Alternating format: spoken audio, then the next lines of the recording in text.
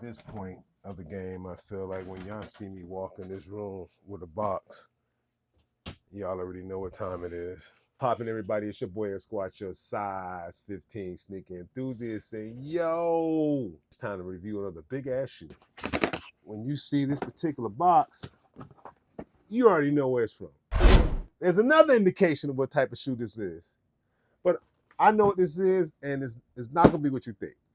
I mean, it is what you think, but it's not what you think.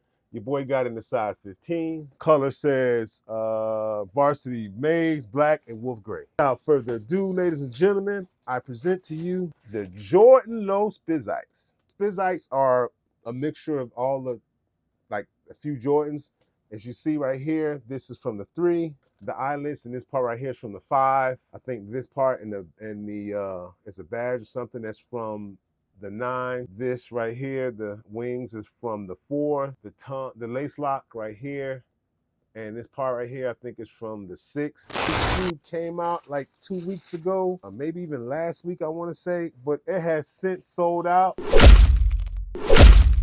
Especially in the size 15, especially in all the larger size, this shoe is gone. I was made familiar with the Spizites via Spike Lee. But I've since then copped a few pair of Spizites that I was able to cop were the Year of the Dragon. I actually did a video because this was super duper rare. It actually it was only 57 or 58 made in a size 15.